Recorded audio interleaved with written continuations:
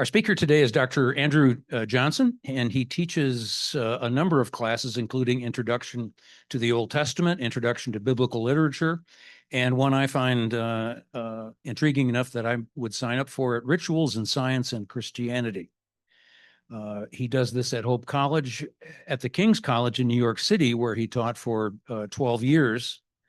Before becoming a professor here, he taught those classes, those kinds of classes and more.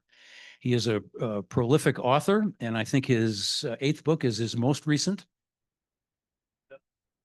Oh, all right. But okay, the eighth book has bearing on what you're going to be talking about today. What Hath Darwin to Do with Scripture? It was released in late 2023. And if you visit his personal website, you can read about all of his publications. I'm going to finish with his academic credentials. He has a number of degrees. Oh, okay, I will mention them. His undergraduate degree in psychology is from the University of Missouri. He has an MDiv from Covenant Theological Seminary and MA in philosophy from the University of Missouri. And then finally, a PhD from the University of St. Andrews in Scotland. And I hope you'll join me in welcoming Dr. Johnson.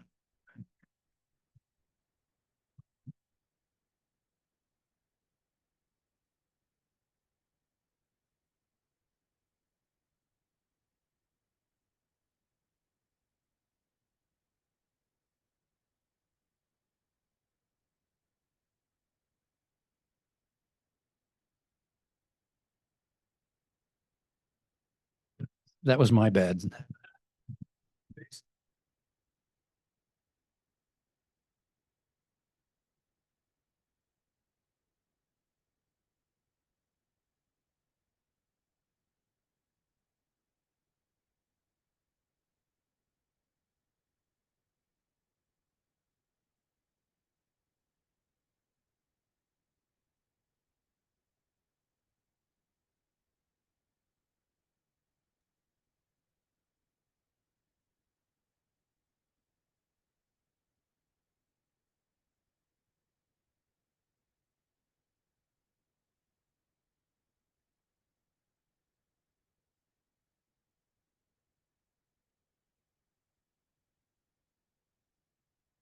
Those poor people online are probably all trying to check their settings right now. I'm sorry about that. Those of you that are tuning in, even though tuning in isn't true, but it works. Everybody knows what we mean. So my full-time job actually is now at Oxford University, directing a research program over there in Wycliffe Hall. It's one of the 46 colleges of Oxford University, right? Because Oxford University isn't a thing; it's just a bunch of colleges. So I'm directing a research project on evolutionary theory and across Jewish, Christian, and Muslim scholarship. So we have scientists and theologians, and we have Christian, Jewish, and Muslim scientists and Christian, Jewish, and Muslim theologians all talking about how do you reconcile evolutionary science to your creation theologies within your tradition. So that's my next, I've been doing that for a year now, and I have 4 more years left on that project. And everything we're going to talk about, I do have, and actually I think I have 2 books. Oh yeah. What we're going to talk about today is going to be just a summary of this book, which is basically, why are we talking about the Bible in reference to evolution? Like, why even do that? Does that make any sense at all? So I'm going to make an argument today that I think that makes sense. That we, not only can we do it, but we should and must do this. If you're a Christian, especially if you're a practicing Christian, this is a necessity. And then lots of the fun details of, okay, now that we can put the biblical literature in conversation with both Darwin's thinking and later evolutionary thought, that's what this book is doing. And there's some surprising things going on, as we'll discover in Scripture, that have to do with Darwin's thinking and later and current evolutionary thought.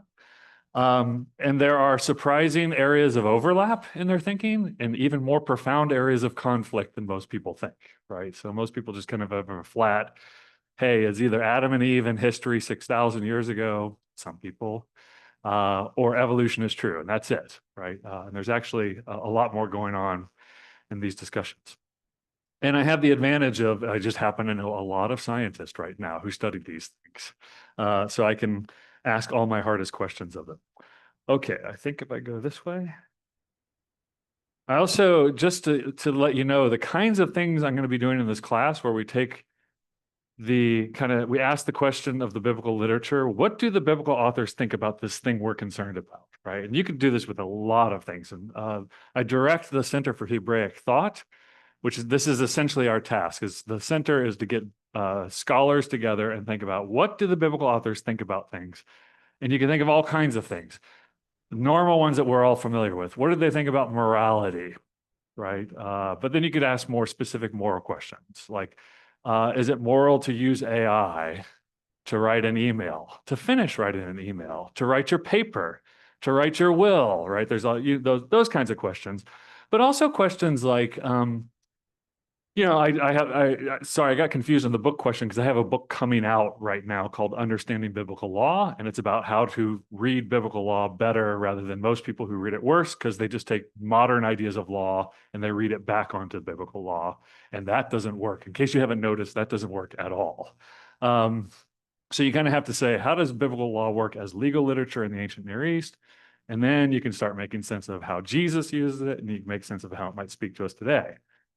But even in that view, like, you have a whole system. If you haven't read the first 5 books of the Bible, there's a whole system of justice and righteousness in there. And nowhere in that system is there incarceration, right? So now we have to ask a question. Do the biblical authors have any thoughts on incarceration, whether you should do it or not? If you do, how should you do it? Under what circumstances should you do it? If you do that, oh, well, they didn't talk about it, so they don't care trick, then you're kind of lost for a lot of things. But I think you can go back and say, no, that I think they would have thoughts. And maybe they might not even say, no, it's okay to incarcerate people under these conditions and in this way, right? You could think about more humane and less humane versions.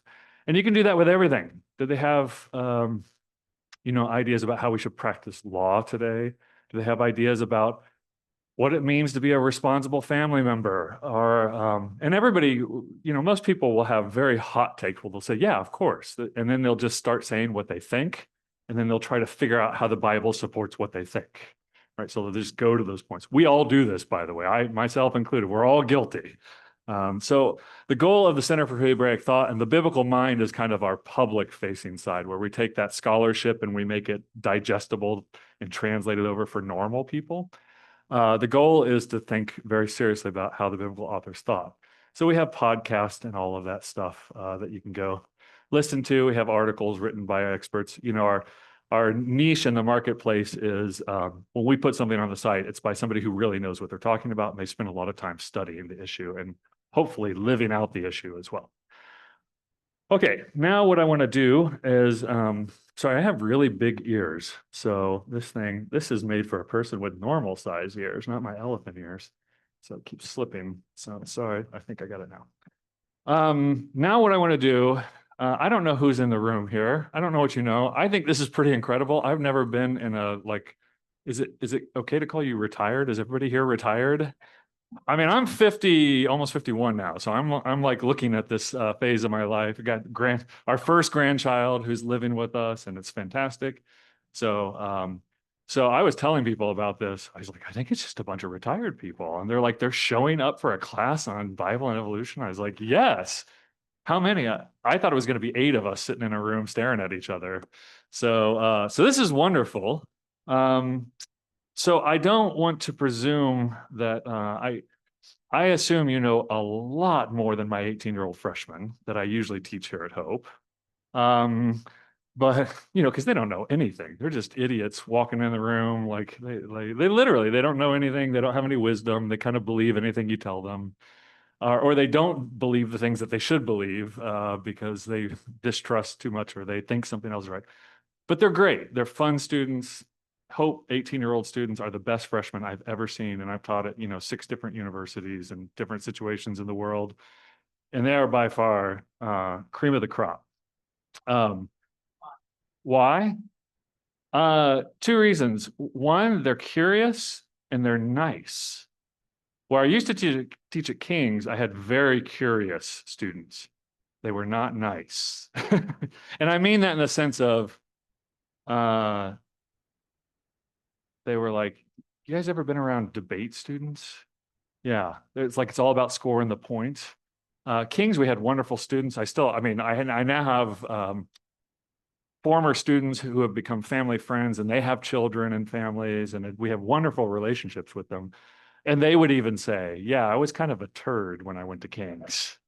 I thought the goal was to win arguments, that's kind of how they were. That's how the whole body was geared. And you had exceptions to that, of course. And here I feel like people are just coming to like, oh, wow, okay, you know something, I want to hear something, like, let's do this. So it's very pleasant, and it's a nice campus, and I don't need to sell you guys on Holland, do I? But thank you for asking. And that to say, if I use a term or I use it in a way that you're not familiar with, this is what philosophers do. They take normal words and use them in very weird technical ways. But feel free to stop me and just say, hey, what do you mean by that? And I'll repeat that. And so everybody online, if you're thinking it, probably half the room is thinking it as well. So don't be afraid to stop me at all. I lived in Israel for a little while when I was working on one of my books. And the Israeli style of presentation and formal academic presentation is anybody can stand up and yell at you at any time in your presentation. There is no hold the questions till the end. That does not exist. So literally, I've been presenting with all scholars in the room, not even, it was just me and a bunch of scholars presenting a paper, and a guy stood up and said, how can you say that? You're not taking into account X, Y, and Z. And I was, first of all, I looked around going like, what is going on here? Why, is this person mentally, stable? And then eventually I realized everybody was leaning in going like, yeah, how could you say that? And I had to defend myself right on the spot.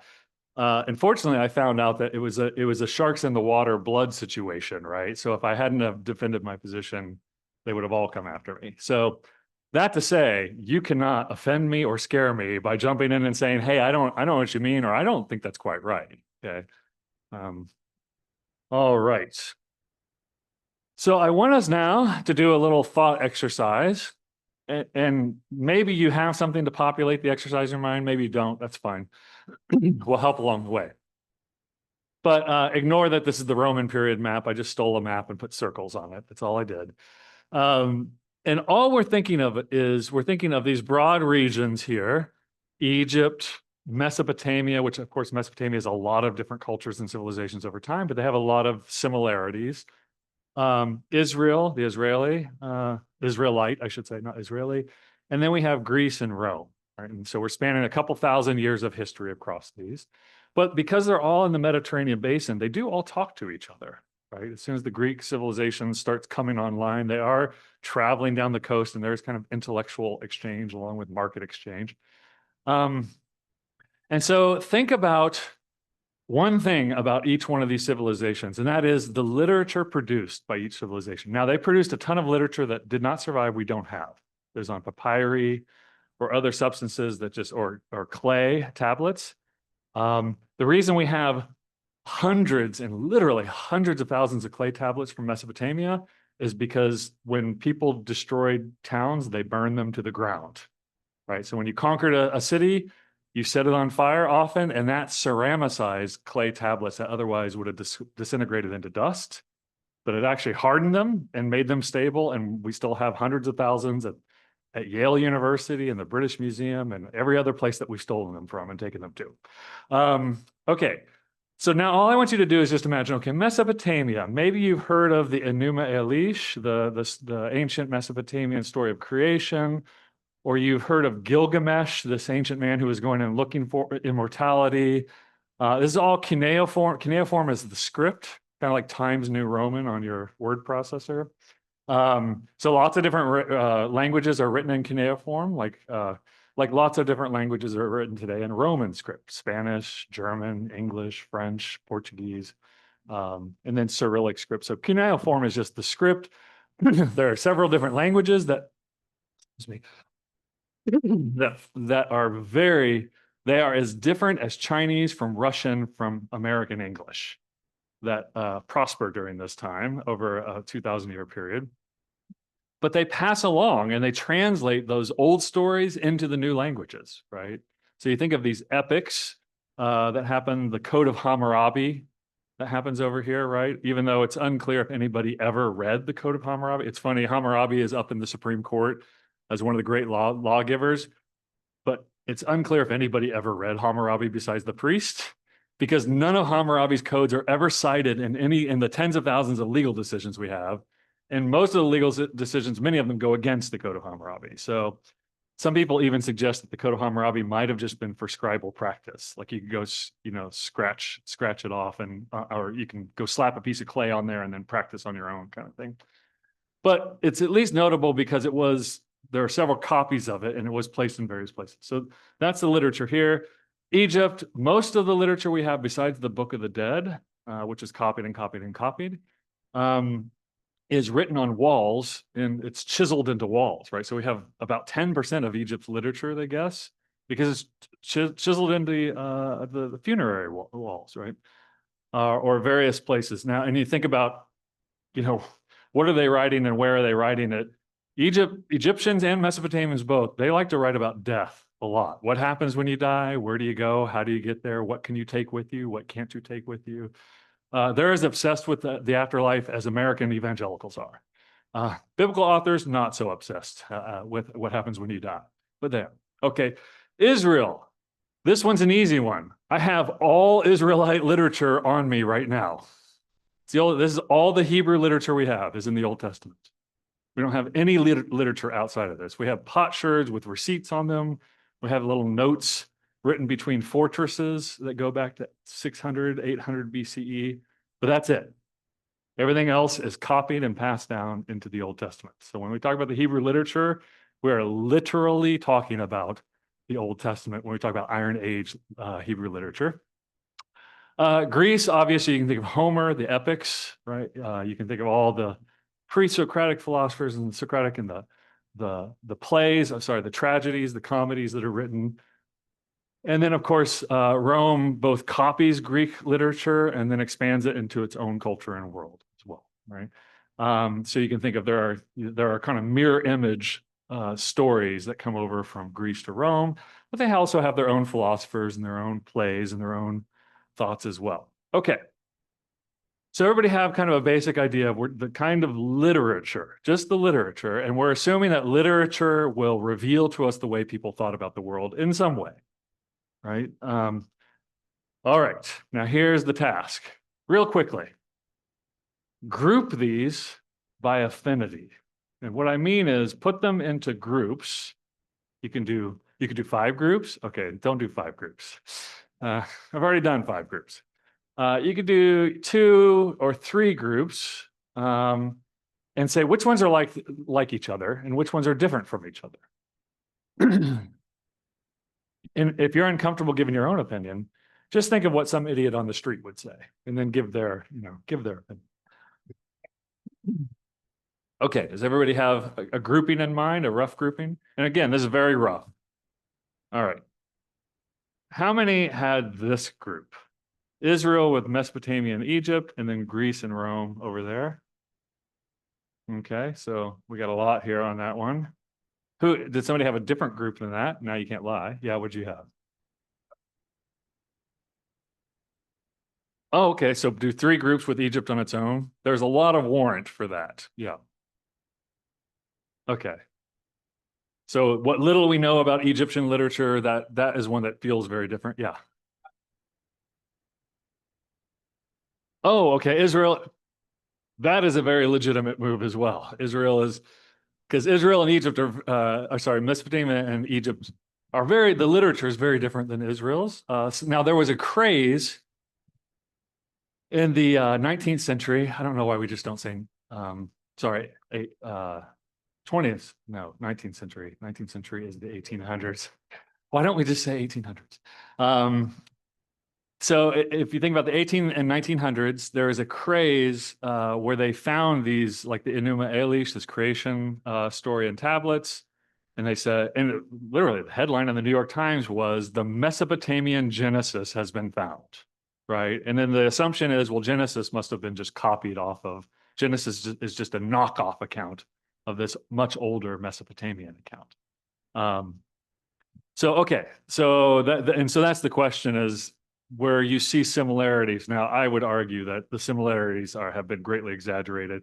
They call it parallels between these different texts. But then it actually took on a naughty name. They started calling it parallelomania because scholars were just seeing parallels everywhere. Well, and there's a recent book that argued that Genesis is actually a knockoff of the Homeric epics. That Genesis must be super late. It's not that old because it's clearly ripping off the Homeric epics. That is not a majority. It's one guy that I know of that believes that. So, but it is a scholarly book. Okay. So now I'm going to reveal to you the people who study these civilizations. So at what used to be called the Oriental Institute in the University of Chicago is now called the Ancient Middle Eastern Studies Department. But back in the 1940s, when basically there was a ton of these tablets that were both discovered and they were able to read many of them, and you had lots of people with PhDs who had time to sit around and read them. So these are guys and gals who read 7 to 9 dead languages and could read, another 6 or 7 living languages, right? So these are people who are language masters. And there's a group at the Oriental Institute who actually said, hey, we don't ever talk about the intellectual world of these people. We kind of treat them as religionists, and religion just means they're superstitious and they don't really have their own thoughts. They just kind of believe things for no reasons. But these guys were like, actually, they were human, so they had a brain, and anybody who's looked at Mesopotamian omen text, they're using strict logic, a lot of very strict logic, what we call modus ponens and modus tollens in philosophical logic. And they seem to have all these rules they follow very strictly. So they're very scholarly. And they said, okay, well, let's just start comparing these intellectual worlds. How do they compare together? And here's how they parse them up. They said Mesopotamian Egypt intellectually, as far as like their conceptual world, how they think about the world, how they think about abstract concepts. They are clearly in a group together. And even today, I work in a work group in Germany with a Syriologist, which is just Mesopotamian scholars, an Egyptologist, and Hebrew Bible people, and classicists, who are Greco-Roman people. And they're still today, a guy, Mark Vandermeeroop, up at Columbia University, he's in our group, and he wrote this book called Philosophy Before the Greeks. And he's arguing that, like, look, if you look at these, the names for, his name just dropped out of his name just dropped out. It's not Marduk. The names for the Babylonian god, because it's the same gods, they take on different names in different cities. There's this list of titles that he's given. And if you go through that list of titles, you can see how they're thinking about what a god is and what a god can do. And then he calls that an ancient theory of knowledge. And I agree with him. There's like clearly some intellectual thing going on. You might look at this and just think, wow, they're really into long list of titles, like the British or something, where they put everything you've ever done after your name. Or they're actually trying to tell you something about how they think about the gods and how they think about the worlds by listing all of these various titles. In fact, the name of this is Listenwissenschaften, the science of list, basically, which you see in the Bible as well. Okay. So, but even Mark Vandermeeroop, 5 years ago when he wrote this book, who's a top Assyriologist in the world at Columbia University, was really having to squint sideways and really strain to see some of this intellectual world in these Mesopotamian texts. It's not exactly obvious. And even then he's like, I'm not sure what they thought, but they clearly thought something. And you get that with the Egyptian text too. What you don't get is a lot of information about thinking. Like they're not saying out loud, here's how people should think about the world. Here's how you should think about it. Here's how you should conceptualize the world. And those same people, now we're talking back in the 1940s, 50s, and 60s, they wrote a book called The Intellectual World of Ancient Man, where they compared all of these side by side. And they said, it's clear to us, in fact, I have quotes. Well, I'm not going to say this. This is Henri Frankfurt, a Dutch Egyptologist. He says, and this is reference to the Hebrew Bible. So when they talk about the Hebrews, they're only talking about the Old Testament, Hebrew Bible, Hebrew Scripture, whatever you want to call it. It was only by virtue of their skeptical mood that the Hebrew thinkers were able to attain a view of the world that still shapes our outlook today, right? His day. He also says, the boundary between the ancient world and the modern world is to be traced not in Greece or Rome, but in the pages of the Old Testament, where we find revealed Israel's attainments in the realms of thought, her facility in literary expression, her profound religious insights, and her standards of individual and social ethics. But this guy's not a religious person, right? He's not. He's raised secular liberal Jew. From everything I've read about him, he has no religious bone in his body. Never went to synagogue. Never did anything. And here is the seeming paradox that a people freely recognized as supremely the religious people of the ancient world, at the same time were without a peer in the power and the scope of their critical intellectualism. But indeed, it is not paradoxical, for a religion that is not criticized quickly deteriorates into mere superstition. Hebrew thinkers were able to attain a view of the world that still shapes our outlook. Okay, that's where that quote comes from. So now this is a guy who has no religious commitments to the text that he's reading. And he just says, look, as an Egyptologist, someone who reads these Egyptological texts all day and all night, what I see in the Hebrew Bible looks completely different. And he eventually goes on to say, it's only with the, I don't think I have a quote. No, I don't. It's only with the Greeks and the Romans could you compare the intellectualism of the Hebrew Bible. Now, some of you might be thinking, what is he talking about? I've read the Old Testament. It is not an intellectual text, right? In fact, it's a superstitious text where God just says, do things or I'll kill you. I'm giving the caricature that my students usually walk in the room with. If you don't do this, I'll kill y'all. I'm from Oklahoma, so I can say y'all. If you do, then I'll just give you an attaboy. Like, okay, I won't kill you today, but don't mess up tomorrow, right? So we'll consider some of this as we go through. Also, Tom Holland, which if I was with a young group of people, they would say, the guy who played Spider-Man? No. This is a historian who actually lives in Oxford. And he was, as he began studying, he's talking about his kind of journey to studying Greco-Roman literature. And he assumed, he's a Brit, right? And he just assumed British monarchianism that moved into kind of a constitutional parliamentary democracy. It comes from democracy. It's from demos, from Greek, the Greco-Roman system, right? I mean, I was in Washington, D.C. a couple of weeks ago for a conference. You walk around Washington, D.C., you don't see a bunch of flat roof mud hut type architecture. You see Roman architecture, right? Even Americans we think that our ideas come from the Greco-Roman world, but they don't. In fact, very little that the Greeks or the Romans believe does anybody in America believe or think is true today, morally, ethically, or politically. So Tom Holland, who's an atheist, said, I was kind of disturbed when I found out that my beliefs didn't actually come from this traditioned, intellectual, rational Greco-Roman world, which is not true of the Greco-Roman world either, but he knows that as well. Why did I find this disturbing? Because in my morals and ethics, I was not a Spartan or a Roman at all. Assumption that I had grown up with were not bred of classical antiquity, still less of human nature, but very distinctly of that civilization's Christian past. And everything that he says is Christian, he actually just means is Hebrew. Like there's literally nothing that he cites as Christian that is not straight out of the Torah in the Old Testament. So he actually should say Hebrew here. But that's okay. Whenever I meet him, I'm going to have a talking to him about that. He's actually talking about Hebrew thought, not Christian thought. Okay. So one of the things that we're going to do here is we're going to value the voice of Scripture.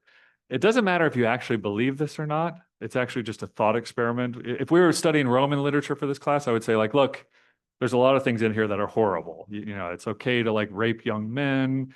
It's okay to, like choke animals to death in your sacrificial rituals. It's okay to consider women to be not just inferior physically or in stature or politically, but they're actually inferior by the nature of them being a woman, right? So there's all kinds of heinous things that you would read, and if we were doing Greco-Roman literature, that I'd say, look, you don't have to believe it, but just pretend like, just go with it for a second. Let's see what they think.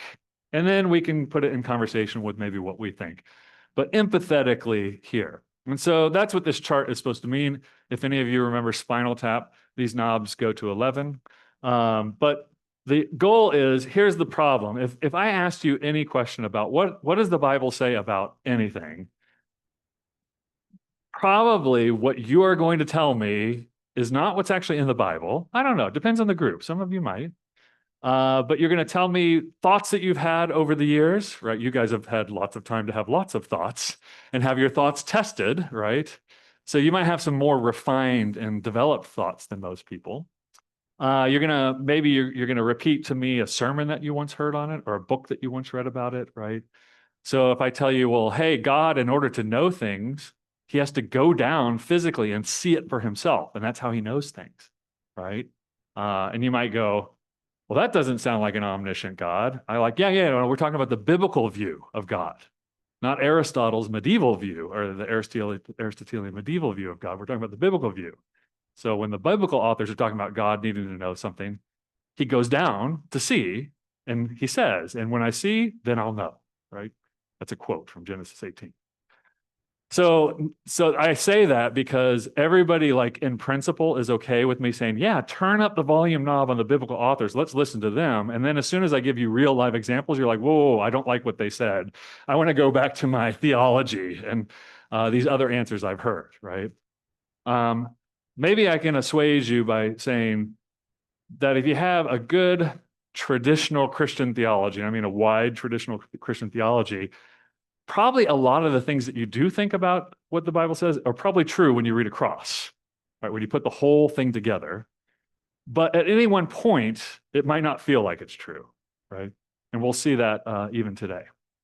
Okay, so prepare to be uncomfortable because when I'm teaching about the biblical literature, I actually hold up the biblical literature as the final word in the room. Not like in some triumphalist way. I'm just saying, like, this is what we're studying. It doesn't matter what you and I think, whether we think they're right or wrong. We at least have to say this is what they think. And we're talking about the intellectual world of the Bible. And I just want to point out, this is my party trick. Well, that didn't come out right. My party trick is if most people, when they talk about intellectualism or wisdom in the Bible, they go to the wisdom literature, right? We can do all of this without any wisdom literature whatsoever, right? The wisdom literature is a bonus. It's bonus literature, right? You don't need it to make any of these points that we're going to talk about for the next few weeks. Okay. That to say, and I call it the philosophical style. You could call it the intellectual tradition, the intellectual world, the conceptual world of the Bible. How do they think about thinking? There's a new group at Oxford that's just started. It's called the meta thinking group, but they're just talking about the same thing. How do they think about how humans conceptualize their world? And let's just stop for a second and think, like, I don't ask rhetorical questions. So a real question to you is, why is it important that people can have abstract thoughts apart from what's happening right now? Maybe I could put that one other way. Why is it important that I can imagine reality some other way than what it is right now in front of me?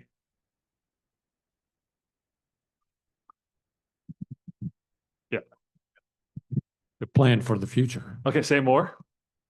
In case people don't know how, I mean, I know what you mean, I think, but. But you know, Connect the dots, yeah. If you think abstractly, you have to think about all different possibilities and look at things from many different angles, and that helps you plan. Yeah, excellent. I think right in front of you, Hannah. You have to have certain kinds of words in your vocabulary in order to manipulate both reason and emotion and balance them with each other. Okay. It's not science versus emotion. It's just ridiculous. Yes, You go agreed. into a whole nother realm of the vocabulary that you have. Yeah. So, and my idea is that Hebrew has by a mile a much larger vocabulary than any Mesopotamian or Egyptian language, because it's just totally different type of language. Yeah, yeah, sorry, I'm gonna go down a rabbit trail, but that's a very important and interesting point. And I love it that we got this many answers, we didn't have to wait. I think by also thinking abstractly, it opens oneself to the reality that someone might come to an issue from a totally different perspective. Yeah, yeah. That's a great point, is you need to see it from somebody else's perspective that you can't physically get inside their head and look out of. Yeah. Kind of going what Steve is saying, to be able to change. And change might be being open to what somebody else thinks or reinterpreting your own situation. I mean, either one. Are you I a have a counselor? question. Huh? Are you a counselor? No. Okay. Talking about biblical authors, I'm wondering here, you talk about Hebrew scripture, but isn't there quite a development from the front to the back or in the Hebrew scriptures itself? So is there a Hebrew thought? Yeah, so that's the great question. So I would say this is there is development of the language. I mean, we can see the younger part of Hebrew language when you get towards the end of the Hebrew Bible. You can see the older, what they call classical biblical Hebrew in the Pentateuch, in the first 5 books. You see very little use of synonyms in Genesis, Exodus, and Deuteronomy. You get into the Psalms, and they'll use 5 different words for the same thing. In fact, we didn't have the Psalms, so the Psalms turns out is not a bonus. We learn lots of Hebrew vocabulary through the Psalms. Now, the question is there one system of thought that goes through the whole thing? So I would argue yes. I have argued, but I'm not going to ask you to read a 300-page book to go along with me on that one. I will say we could say tentatively that's what we're going to explore. Is that true? I think yes, but I'm open to being shown wrong by my colleagues who could come through and say, like, look, this is very clearly a clashing idea. But as I've been doing this area of study for about 20 years now, and I always put things out there, and I get critiqued by my colleagues out there around the world, including, if you don't know this, biblical scholars, most of them are not religious, they're atheists or agnostics. So they're not critiquing me as a Christian, they're critiquing my work as a scholar in the field. And that's the question. Are there multiple theologies and philosophies, or is there one? I think there's, so far, I'm convinced there's one, but I'm open to being wrong. Yeah. And I'm sure I'm sure I'll be wrong about some of this stuff as time goes on. Hopefully, if I nailed it on the first try, that's really scary. I would just bow out of academics at that point and be like, I'm done. Okay. So here are the 7. It used to be 6, but a colleague of mine, she's actually was a mentor of mine when I was in seminary, and now she's a friend. There was a journal that did a symposium on my book, the book on biblical philosophy, where they had 5 philosophers respond to that book. And so it was great. I mean, there's nothing better than people like looking at your work and critically examining it and not hating it. That was the other part that was nice. None of them hated it.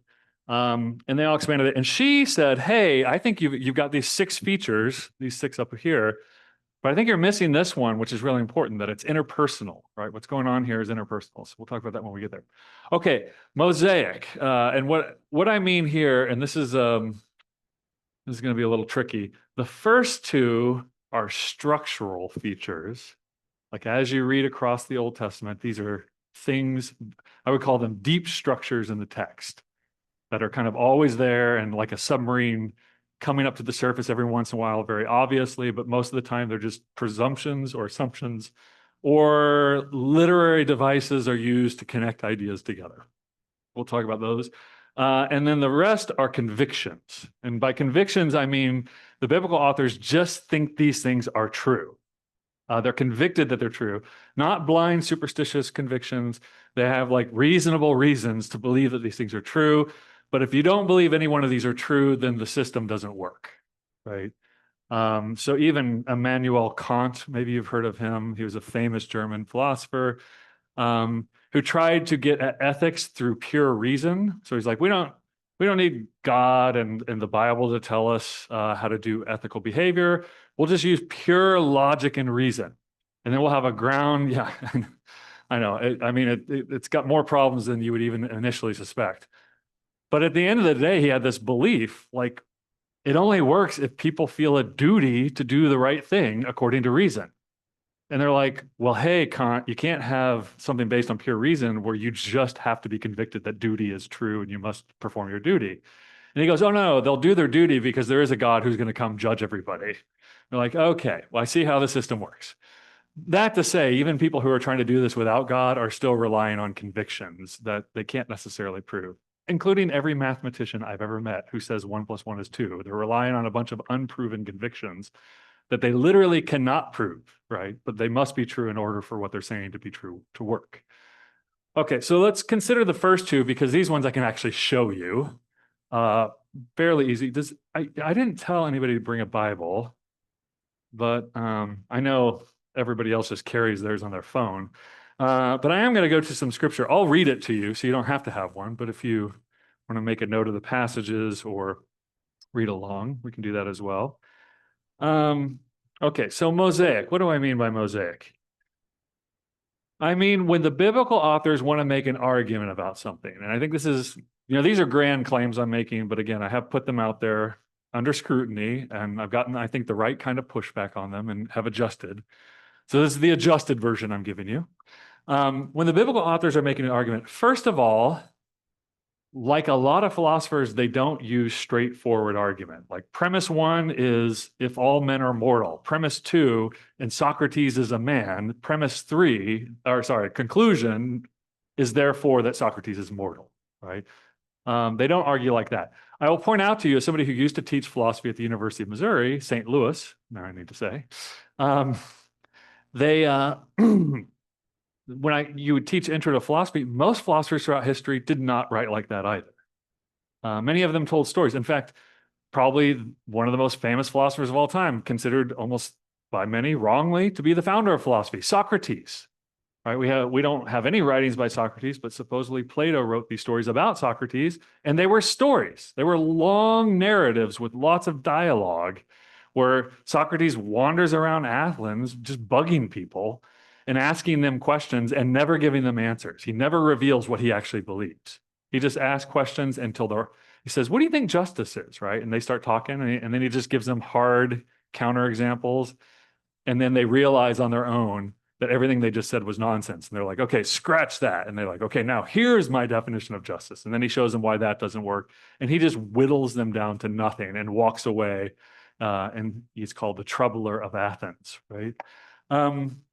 Okay, so that's one way, is to say premise 1, premise 2, necessary conclusion. 1 + 1 = 2, right? Something like that. But that's not how most philosophers argue. So I don't want you to hold it against the biblical authors and the fact that they're making arguments about the nature of reality by telling you a story. And you can imagine you've done this. Has anybody ever mentored somebody in a workplace? I'm sure all of you have at some point, right? You've been mentors either formally or informally in some way. And somebody's trying to on day 1, they're trying to jump to the end of the process and figure out how it all works. And they're like, yeah, but we're just making widgets, right? And you're like, no, son, because it's going to be a boy who says something like that. We're not just making widgets, right? And you're going to tell them a story, right? So you're reasoning with them through the use of a story. So I don't want you to get confused and say well, this is just a story, therefore it's not philosophy. Philosophy is littered, the history of philosophy is littered with people who only told stories. Okay. So I have a mosaic here, and I hope this works because, by the way, I should point out, you are my guinea pigs. I have really nerdy, obnoxious terms in my formal book on this, and I'm trying to translate this into a more popular level book. So these are my new terms, right? So you can tell me if they're junk or not. And then I'll show you the old terms, and you'll go, no, these are much better. Okay.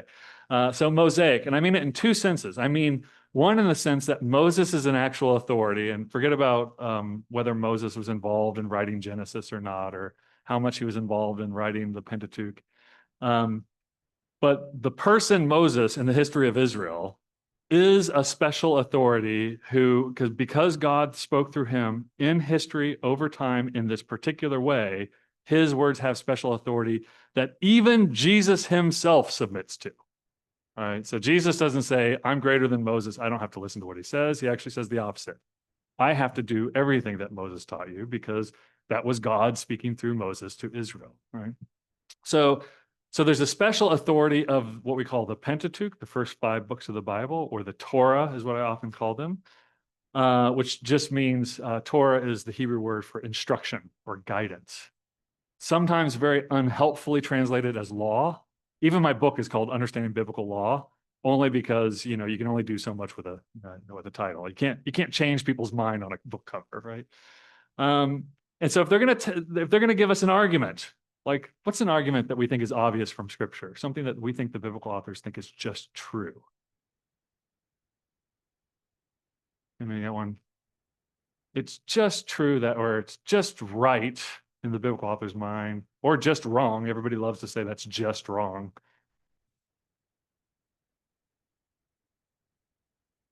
Oh, love God. Okay, there you go. That's a great one.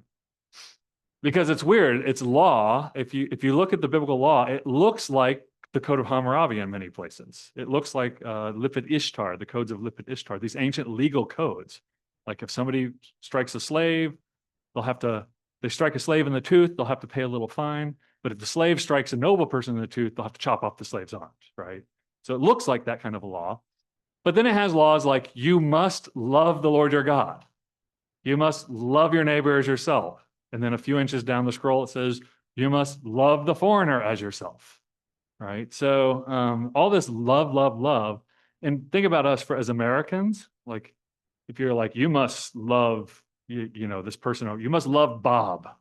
We're like, don't tell us what to do. You can't tell people who they should love, right? And yet it says all over the place, you must love God, right? Okay, so how do you begin an argument? Now just think about this for a second. How would you argue with somebody, and I don't mean in a negative sense argue, I mean reason with them, that they ought to love God? Because you can imagine somebody who's been hurt by the church, or their parents, or their primary disciplers, but they were especially cruel and abusive with how they use Scripture and disciple people. You've probably known people like this, where they use Scripture abusively. So it's actually difficult. Like they'll obey God, they'll be a Christian, they think it's right, but they don't want to love God. They can't stand the idea of loving a father because they could never do that with their own father, right? You meet people like this all the time. So how would you reason with them? Okay. What would you say? I'm not Steve. sure I'd say anything. I think I would say, tell me. Okay. Listen, Tell me more about that. Okay. Hold on, I'm going to get the microphone. I guess I would ask them if they believe God created them. Okay. Yeah. Great start, right? Listen. Actually, I think it was in the perfect order. Listen to make sure you actually understood, that you could empathetically hear what was actually going on as best you could. And then when you earn the right to speak, you would say, okay, well, like, do you think this is all random? Do you think God had any hand in this, right? Guess where they start their argument in the Hebrew Bible about loving God? Genesis 1, right? God creates the heavens and the earth. And of course, amongst Mesopotamian literature, you've probably heard this before, but the Genesis account of creation is radically different than every other account of creation because there's no war, there's no violence.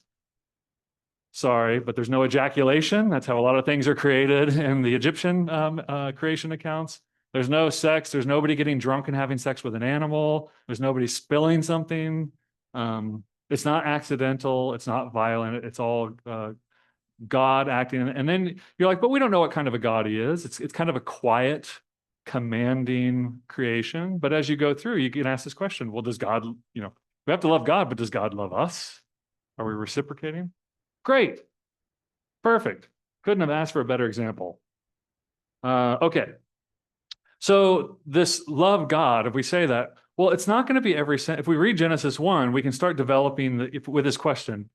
Okay, does God love us and should we love him? Let's not take that question for granted. Let's just see if that's what the biblical authors actually think or not. You'll get hints and suggestions of that in Genesis 1, 2, and 3. But man, by the time you hit Genesis 6, you're going to be like, I don't think God loves us.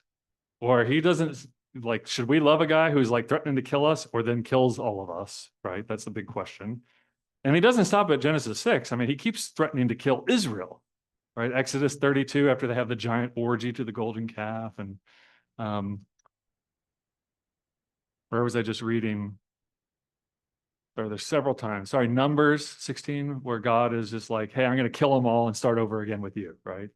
Kind of a new Noah, right? So you're going to see very clearly little spots across the, if every one of these tiles is a story or a law or a piece of poetry in the Old Testament that makes a coherent whole, you'll just get spots of that story, right? So let's imagine these green circles are now the argument that we should love God, or that God is love and that he requires love from us. And this is fundamentally a good thing about what it means to be a human. I tried to find all the grayish tiles in there and circle them right. You're not going to get it in one spot. So my argument would be, is anybody who says, well, I believe X because the Bible says Y, and they just quote one spot in the Bible, I'm going to guess that they don't know what they're talking about, right? Because there's not one spot where an argument is ever made, which is good, because what would they call it? A single point of failure kind of argument, right? I'll give you one example. When I first became a Christian, I was a very fiery young man in the military, had all kinds of thoughts. And I knew, my favorite song lyric, I recall a time when I knew it all. I was 20 years old, and I became a Christian, had a radical conversion from not being in a Christian world at all. And it reoriented all my furniture. And so I became a passive in the military, still doing combat deployments. I thought capital punishment was just wrong. Now, set aside whether capital punishment is wrong in the American system or not. That doesn't matter. I was like, it's wrong. You shouldn't kill anybody. And people would say, well, where do you get that from the Bible? And I'd say, oh, it's easy. Jesus was presented with an adulterous woman, a capital crime, which she should have been executed for. The guy, too. Where was he? And Jesus refuses to prosecute. Therefore, it's wrong. Then I went to seminary, and I had an uh-oh moment, which is when you learn text criticism. And you learn that you can do a plagiarism checker, right? Where you can compare all the ancient texts to each other, and you can see where they vary from each other. And they vary in lots of variances in the New Testament text. Almost all of them are completely meaningless. It says Christ Jesus instead of Jesus Christ, or it has a he there where it's implied, or most of them don't mean a single thing, right? They're not significant. There is one, however, that's a big one. And it's the story of the adulterous woman, which is not in the Gospel of John. In fact, all of your Bibles will have a big note that says, this is not in the ancient manuscripts. It shows up in about the 6th or 7th century. So there's a story, it's floating around. Sometimes it's in the margins of a manuscript of Luke. So this story is floating around, but people didn't know what to do with it. And then finally a scribe is like, you know what? I'm just going to throw this into John 7:53 through 8:11 and call it a day, right? That was my, excuse me, why don't you believe in the capital punishment? Because Jesus refused to prosecute the crime. Single point of failure, right? And I say that if it's important to the biblical authors, they will keep talking about it. They'll come back to it over and over and over again. And this helps a lot, especially in pastoral ministry, when people are really hung up on a single passage. You can say, hey, let's look at the drum beat, like the solid 4/4 pounding drum beat that the biblical authors always talk about. And then we can talk about the little hi-hat hit that you're worried about over here. Right? Okay. So how do we know? You may be thinking like, well, geez, these are really far apart. How do we know they're talking about the same thing, which is your question, right? How do we know that these are related to each other? My answer to that is going to be literary device. It's the thing the biblical authors use to connect, to do all kinds of things, to punctuate the text and to connect ideas together. So I call that hyperlinked. I don't know how that one lands. That's my new one. I think I call it networked in my old one. Maybe that would be better. But they have ways of hyperlinking them. So I think I have an example here. Let me give you an example. Let's see, which one would be better? I'll let you choose. You want the example from Genesis or from Deuteronomy and Mark? Hold your hands up for Genesis, Deuteronomy and Mark. All right, I think, man, that's almost a tie. I should have.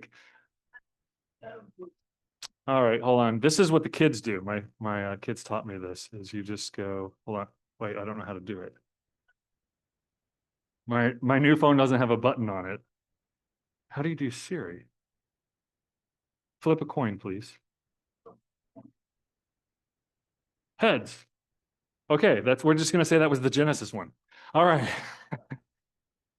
And we'll talk about this on the next class as well. We'll look at these texts a little bit more closely. Okay, so in Genesis 3, verse 7 says, the Garden of Eden, the serpent's talking to the woman. We're all familiar with this text. But I only want to focus in on the point of action, right? So there's discussion and then she takes action. And what's really interesting in the Hebrew is, it's in the English as well, is there's a bunch of action verbs in one sentence, which is very rare. It's very rare in English as well. You usually have one action verb per sentence. So this is Genesis 3, verse 7. Well, I'll do 6 as well. So when the woman saw that the tree was good, so she's the first person besides God to see. She saw that the tree was good for food, and that it was a delight to the eyes, and that the tree was desired to make one wise. She took of its fruit, she ate, and she gave some to her husband who was with her, and he ate. So took, gave, ate. Took, gave, ate. Take and give, those two verbs, you're like, well, those are plain Jane, everyday, garden variety, pun intended verbs, right? You take something and you give it. Well, in Hebrew, actually, in the Hebrew Bible, they only show up, it turns out, in very specific circumstances. And also, this other phrase that shows up, which you probably have heard of, is in chapter 3, verse 17, I'll give you a cheat, is what did they do wrong? If I asked you, hey, what did they do wrong in the Bible? 25, we'll get 25 different answers in here, or maybe 15 different answers clumped together, right? If I say, what does God say they did wrong? So what did he diagnose as the problem? I'm probably going to get the wrong answer every time. And this is if I had a room full of biblical scholars as well. I don't know why nobody pays attention to this, but it's one of those artifacts. There's something about us when we read this, we just do not catch this. In chapter 3, verse 17, it's the first time God ever diagnoses the problem in the garden. It's the first time he ever says anything in a because this. Because you have, anybody know what he says? Listened to the voice, you got to finish the whole sentence, of your wife, right? Now imagine if you had that, well, the Bible says X, so I believe Y. Well, I'm not going to listen to my wife anymore. I have biblical warrant, right? But that phrase, when you put together this taking and giving and listening to the voice, and you just start going through Genesis, it's going to show up in some very interesting places, right? And when I first noticed this, I had to go digging in all the commentaries because I'm like, if I'm the only one who's seen this, then it can't be right. But then I found other people who are noticing this pattern as well. I was like, okay, I'm not the only one. Going all the way back to John Calvin in the 1500s. Okay, so where else does that construct show up where somebody is taking something and giving it, and the phrase "listen to my voice" or "he listened to their voice"? You can go over to chapter 16. Right after God promises as many children as there are stars in the sky. Next sentence after that story. Now Sarai, Abram's wife, had borne him no children. And she had a female slave whose name was Hagar. And Sarai said to Abram, behold now, Yahweh has prevented me from bearing children. Go to my slave that I shall obtain children by her. And Abram listened to the voice of Sarai. Now, I have these databases, right, where I can just go in the Hebrew and say, all right, tell me everywhere Shema V'Kol shows up, this phrase. And it'll give you every one. And so I'm giving you all of them here in Genesis with taking a give. Okay, now what happened after that? So he's listening to the voice of his wife, right? So I didn't even include the wife part in there. That just came up as I went looking. He listened to the voice of his wife. He lived 10 years in the land of Canaan. Sarai, Abram's wife, took Hagar, the Egyptian, her slave, and gave her to Abram, her husband, as a wife. All right, so he's taking and giving, and he listened to her voice. And is this a good story or a bad story? Exactly. I think you say the same thing about Genesis 3, right? It's unclear because you're not sure what's going to happen, but it turns out it's a pretty bad ending, right? Okay. So now I was just looking at taking and giving and listening to the voice. Pops up, it's a negative story with a wife involved as well, or a woman at least involved. Okay, next time this happens, Genesis 27. This is where Isaac is on his deathbed and blind, and his wife is trying to make it happen, right? She's trying to make the goal for the team. because God said to her, he's already come to her and said, the older shall slave to the younger, right? There's a reversal of what they call the primogenitor model. And so what does she do? She goes to her son Yaakov, whose name basically means trickster or liar, deceiver, heel grabber, someone who sneaks up and gets you from behind. That's what it literally means, right? And she goes to him and says, listen to my voice as I command you, my son. And then she begins taking and giving soup and clothes to him. And even he, the trickster, right, who's deceived, he's cheated his brother out of his own birthright by this point. Even he stops and he goes, this doesn't sound like a good idea, right? And she says, no. Let the curse be on me, my son. Only listen to my voice and go and take these to him, right? So again, we have taking and giving and listen to the voice, and it's a woman with her son, this kind. So it's not just husband and wife. And then I can give you the last one, which varies the pattern a little bit, and that's in chapter. Does anybody want to guess where the last one is? Where something is taken and given, and then it's a woman who's trying to compel a man, but he wouldn't listen to her. Because now if you just abstract it,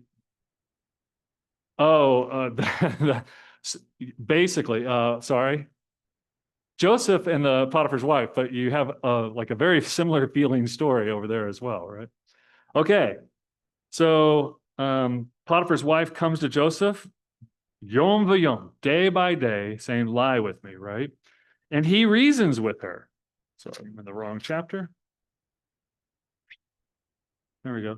And he reasons with her, right? And how does he reason with her? It's interesting because he actually goes back to the creation account in two ways. One, he says, remember the command of God to the man, it's to the man, but it's for everybody apparently. What's the command? What's that? Oh yeah, work and keep it. But then he commands, it literally says, and he commanded the man saying, yeah, you're right, to work and keep the garden, but that's the one rule he had to keep in the garden. Yeah, she fell for the trap. She said, don't eat, and you're right. But actually the command is eat eatingly from all the trees. The command is positive, to eat from all the trees, except for the one in the middle of the garden. And the day that you eat of it, dyingly, you will die. So here's a little freebie from me to you. Anytime in the Hebrew Bible where God gives people one rule and says, otherwise, eat your fill, do whatever you want, right? Just one rule, they will always break that rule, right? They will never be able to do it. It'll happen later. Okay, so it's interesting here that Joseph, then when she comes day after day, what does he say? Now you have to translate it a little bit, but he says, sorry, I'm finding the spot. So he says, so I've got too many underlines here, I can't read it. And after that time, his master's wife cast his eyes on Joseph, lie with me, but he refused and said to his master's wife, behold, because of me, my master has no concern about all things in the house. He has put all things that he has into my charge. He who is not greater in this house than I, nor has he kept back all things from me, except for you, because you are his wife. And then the narrator goes on to say, how could I do this great wickedness and sin against God? And she spoke to Joseph day after day, but he would not listen to her. Right, so Joseph wins a few points because he's the first man who doesn't listen to a woman who has these what we just saw, desires gone awry, right? And now you can start saying things like, wait, I'm kind of picking up. So notice we use the literary device, the connective tissue between these different parts of the argument are literary devices. They're using certain phrases and certain situations to kind of line up, say like, do you see what we're seeing here? But we got a bigger problem, or at least in our world, and hopefully in the ancient world, I think it would be too, is like, wait, are women untrustworthy? Because that's how it's starting to look. And when I teach this in like an undergrad class, I say, I know this looks misogynist, but trust me, it is the opposite. It is the least misogynist text in the ancient and modern world, the Hebrew Bible is. But certainly at this point, you have to have the open question, like, do they think women were fundamentally a problem for the men that surrounded them? Also, now you can start tearing down the patriarchy. And I mean that quite literally. Like if you thought Genesis was told in a patriarchal time, you've now got lots of points. I can give you a lot more than this, but you have a dozen points of evidence where the men were not in charge. The women were in charge. In fact, some people have argued, some feminist theologians have argued that that Genesis, almost the entire storyline of Genesis is driven by women making decisions and the men following their orders, right? And that's not a good thing. So the question inherent is that are they starting to develop a picture where women are the problem and men should never listen to them? Fortunately, you get Exodus 1, 2, and 3, where it's all women heroes, right? So if you came out of Genesis thinking that, the opening to Exodus will quickly correct you. Okay, so when I say it's Mosaic, I mean it's Mosaic in that we're dealing with the texts that come traditionally from Moses. And it's Mosaic in the sense that the argument is kind of scattered and connected. It's networked or hyperlinked is the word I'm using now.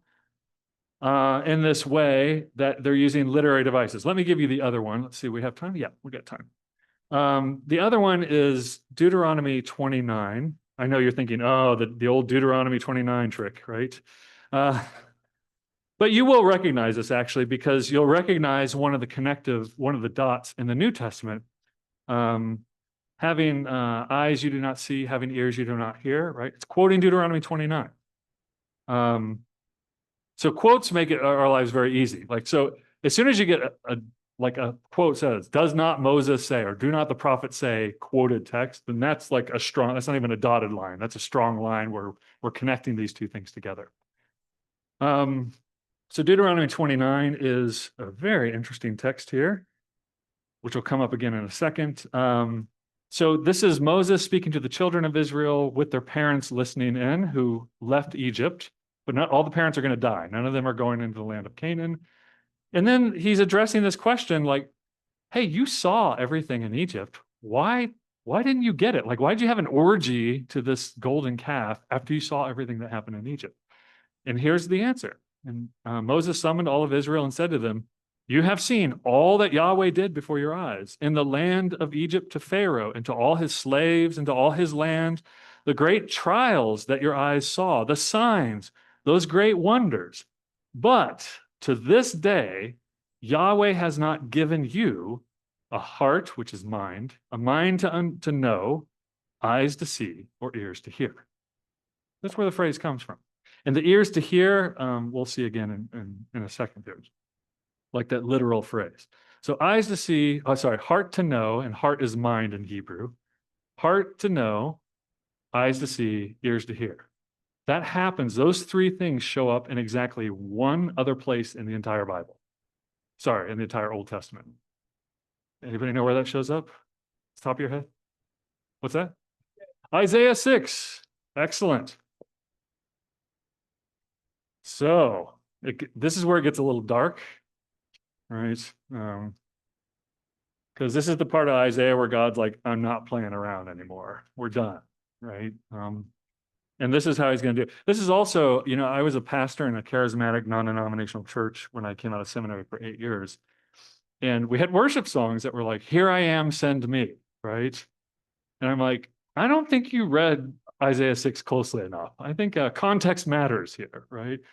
So this is where he has this vision where he's caught up into the heavens and he sees the throne. He's a man of unclean lips. I'm sure you guys know this part. And then we get this part. And I heard the voice of the Lord saying, whom shall I send and who will go for us? Then I said, here I am, send me.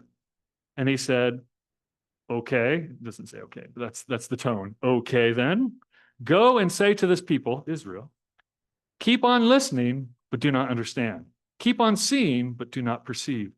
Make the heart or the mind of this people calloused and their ears heavy and blind their eyes, lest they see with their eyes and listen with their ears and know with their minds and turn and be healed. Now, this distressed the prophet Isaiah because he's like, well, wait, I didn't know. That's not what I'm signed up for, right? So what does he say? Well, how long, O Lord? How long am I supposed to go out and blind and deafen and callous these people?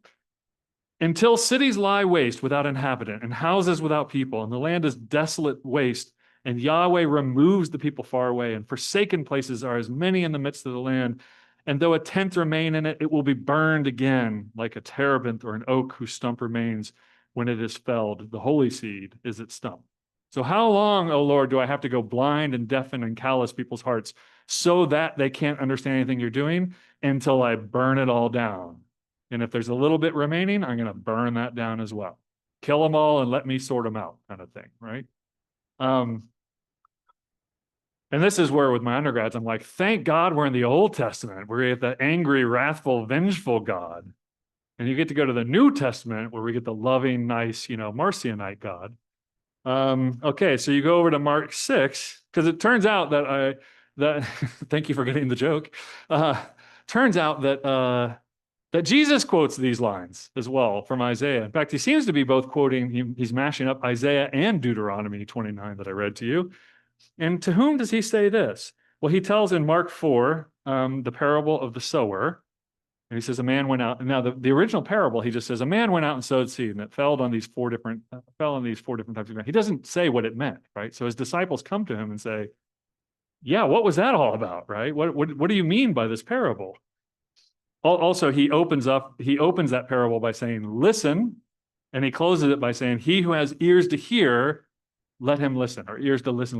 That ears to listen is a quote from Deuteronomy 29. That's where that phrase comes from. And this is what he says. And when they were alone, those around him with the 12 asked him about the parables. And he said to them, to y'all has been given the mysteries of the kingdom of God. But for those outside, everything is in parables, so that they may indeed see, but not perceive. They may indeed listen, but not understand, lest they should turn and be forgiven. So he's quoting Isaiah 6 here. And then it goes on. And so if you don't know what happens between Mark 4 and Mark 9, I wouldn't expect that you would, unless you've studied those closely.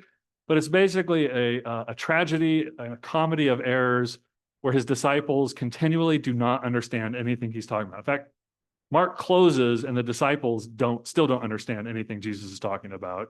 Only the centurion at the foot of the cross is the only person who seems to have understood who Jesus was.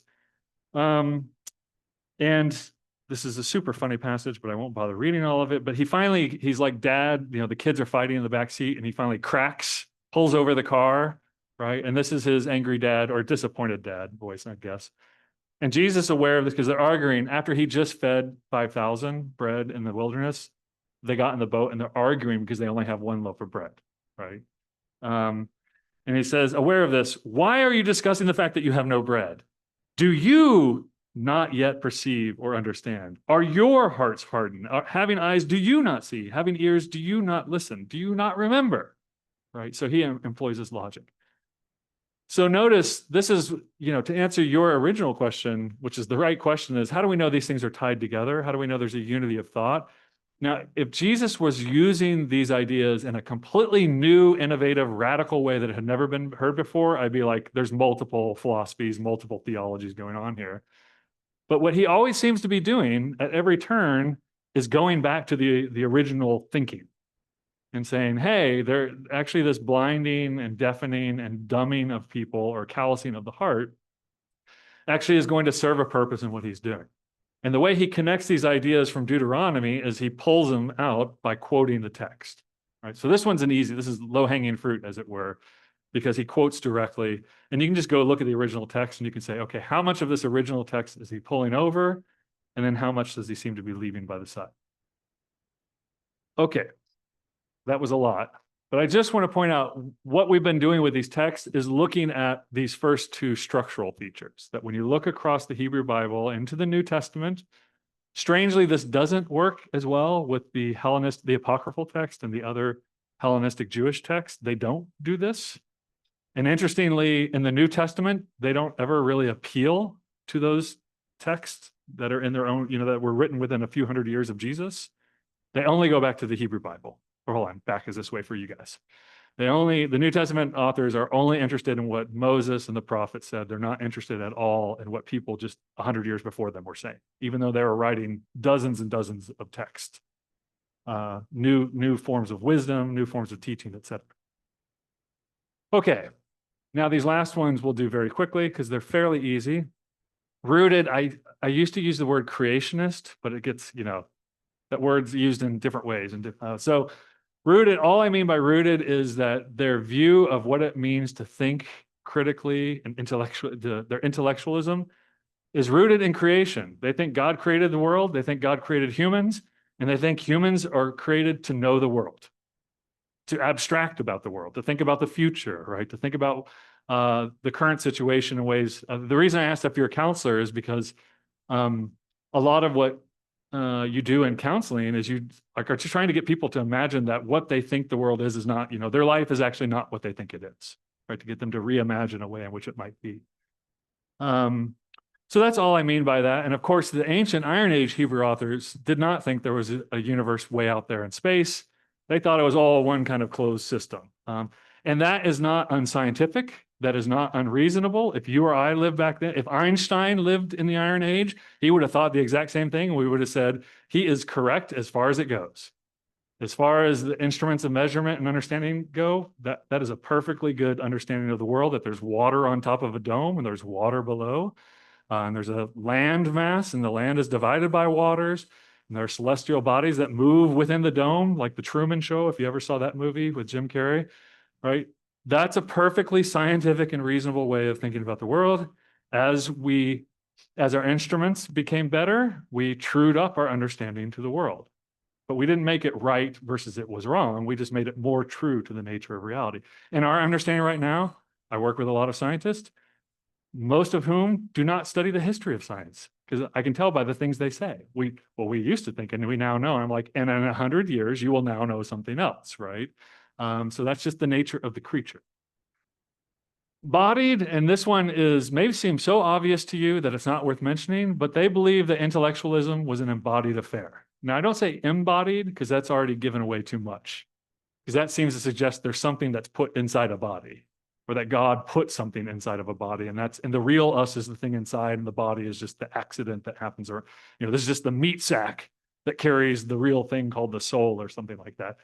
The biblical authors are not down with that view. They seem to think more about us as one. A person is a person. They're just one thing. Now you might explain to them the idea of the soul, and maybe they would go like, yeah, okay, maybe. I don't know, but they don't seem big on fleshing that one out. No pun intended. Okay, and if you want to know something, if you want to have abstract thoughts about something, you do it through the body. And the same thing we're doing right now, right? I didn't ask you to get, hook up to a modem where I could transfer data to your brain. Even still, that would still be bodied, right? Even if you read a book, you're still a body performing a ritualized behavior in order to understand something. If you go to medical school, if you study astrophysics, if you're a mathematician, it's all done through embodied ritualized practices. Every last bit of it. And just think about the math you learned. When I was growing up in the 70s and 80s when I was in school, and we had to do times tables, and remember where they just give you a big sheet and you did rituals every day to help you conceptualize math, right? So you start with the rituals that create the memorization, and the memorization allows you to then use conceptual tools to abstract out from it. But it all starts in the body. It doesn't end in the body, but it at least starts in the body. Who knows what's going on beyond that? The biblical authors are just not interested, quite honestly. And unfortunately, they'll often translate the word nephesh as soul, which has way too much baggage in our culture, I think. All right, it's mysterious.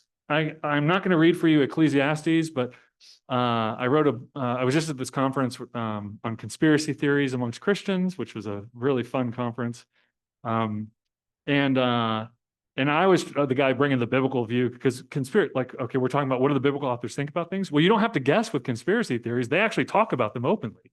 Jesus says, in the days to come, you're going to hear about wars and rumors of, you're going to hear theories about what's happening. And he doesn't say, hey, here's the real deal. He says, don't listen to them, right? They don't know. Ecclesiastes, I think everybody should read Ecclesiastes every semester of college. They should just have a public reading of Ecclesiastes. Of many books, there is no end, right?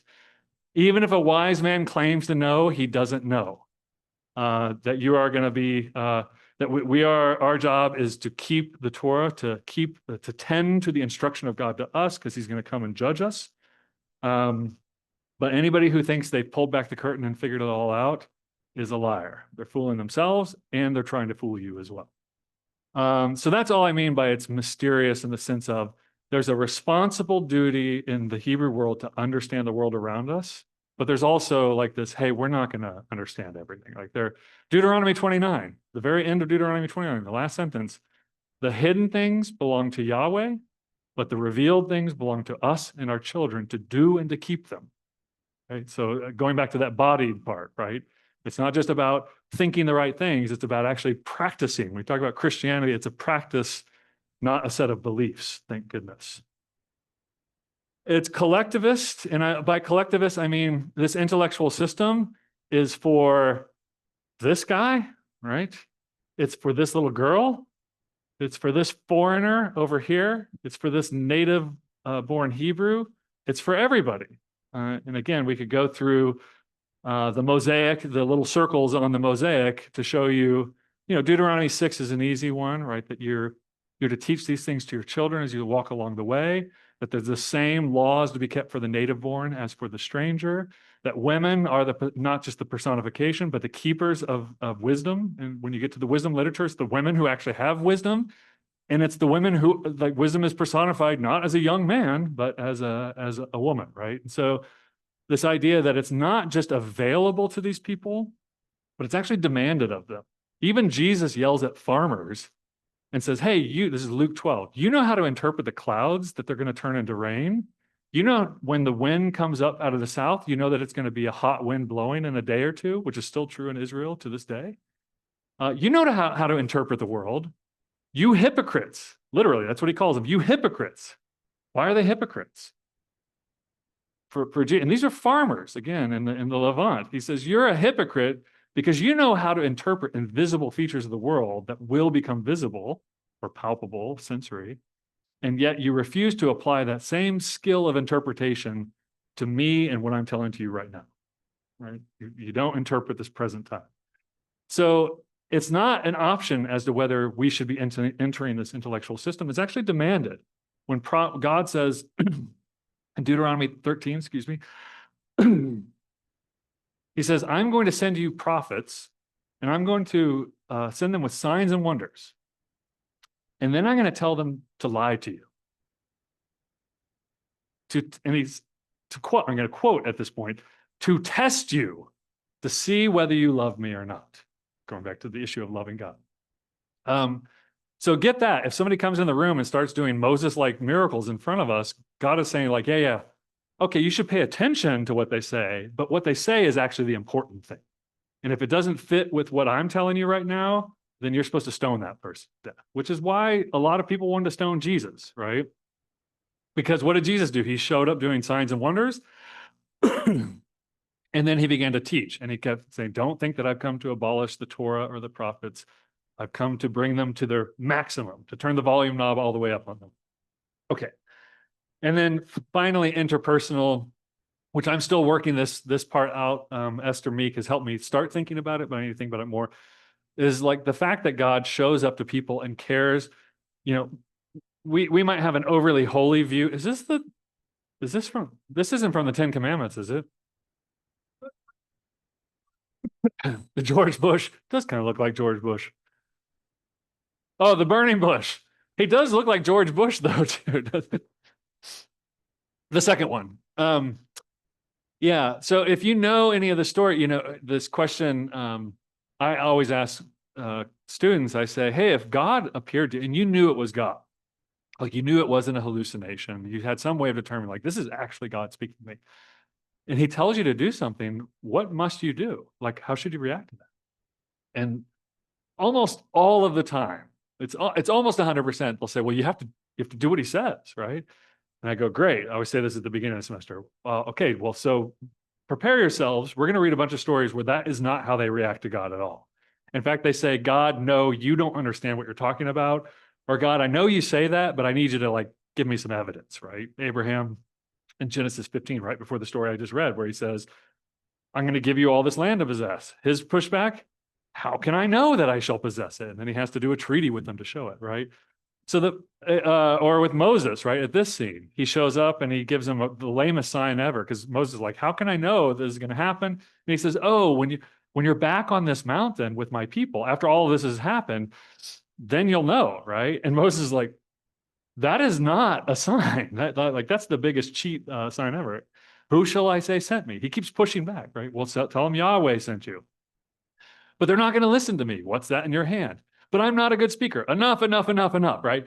But the interpersonal part is that God shows up to people and he actually is willing to convince them, not because faith is closing your eyes and believing something you have no evidence for, but because faith in Scripture is that you have historically veracious reasons to trust God. And that's how everybody gets treated in the Bible. That's how Jesus treats people as well. He assumes that people need to be convinced and that it's God's job to convince them. And you say, and then you just ask questions like, well, why does he do this? Why does he care? And the only answer I can come up with is because he cares about humans. He actually loves us and he wants us to love him. And that's the kind of relationship he wants to be in with us. And it sounds like Christianese, but it's radical in the world of religions. Most religions do not operate on the plane of interpersonal love between God and the people. Just a minor point here, but Moses has his sandals on. I don't think that's correct. That's true. And they weren't Tivas either. Yeah. I was looking for Adam and Eve photos and I can't find a single depiction of the man and the woman in the garden that's correct, because they always put clothes on or fig leaves on them, right? So you want to find something before. I'm not trying to be perverted. I was just trying to find something accurate. Okay, I'm right at time here. That was the true but necessary part of the lectures. From now on out, we're going to actually do something more interactive as we teach this. I should also say this is the first book I wrote where I had not taught the material. I just wrote the book. I researched it and wrote the book, but I never taught the material. So you all are the very first people I've ever taught this material. So go easy on me in the coming weeks. I'm learning how to teach this material. All right. Thank you. Yes. Thank you for your attention, and See you next week for 2 sessions. 2 sessions next week, and we'll have more question time at that Right. time as well. Okay. All right. Thank you for all you online as well.